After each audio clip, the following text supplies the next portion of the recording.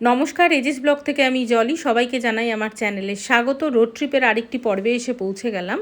আমরা একদম সকাল সকাল গৌহাটির থেকে বেরিয়ে একটা উবেরের অটো ধরে আমরা চললাম নীলাচল পর্বতে অবস্থিত কামাখ্যা মায়ের মন্দির দর্শন এবং পুজো দিতে। আগের দিনের ব্লগে আপনাদেরকে আমি বলেছিলাম পুজোর পদ্ধতি সম্বন্ধে। তো আজকের ব্লগে সকাল সকাল চলছি আমরা মন্দিরে মায়ের পুজো দিতে। তো এই নীলাচল পর্বতে ওঠার রাস্তাটা বেশ ঢালু, আর গৌহাটি সিটির থেকে ভীষণ সহজভাবে উবের বুক করে আপনারা উপরে আসতেই পারেন।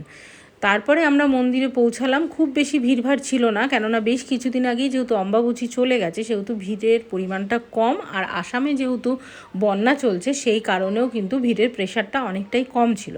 তো আমরা একজন পান্ডাকে ভরসা করে এবং তার সাথে কথাবার্তা বললাম, বলে জনপ্রতি 500 টাকা করে আমরা পুজোর কথা ঠিক করে নিলাম, আর নিজেদের পছন্দ মতো বাটা এবং ফুলও কিনে নিলাম। আর রাতের বেলা মন্দিরটা দেখেছিলাম, দিনের বেলা মন্দিরটা ভীষণ ভালো লাগছিলো, একদম মনকে ছুঁয়ে যায়। আর এই এরকম আধ্যাত্মিক জায়গায় একটা আলাদাই অনুভূতি এখানে মনের ওপর পাওয়া যায়। তো আমরা খুব ভালোভাবে পুজো আচ্ছা দিলাম, দিয়ে এই যে ঠাকুরমশাই ইনি আমাদের পুজোটা করিয়ে দিয়েছিলেন। তো আজকে মিনি ব্লগটা এই পর্যন্ত, দেখা হবে নেক্সট ব্লগে। টাটা।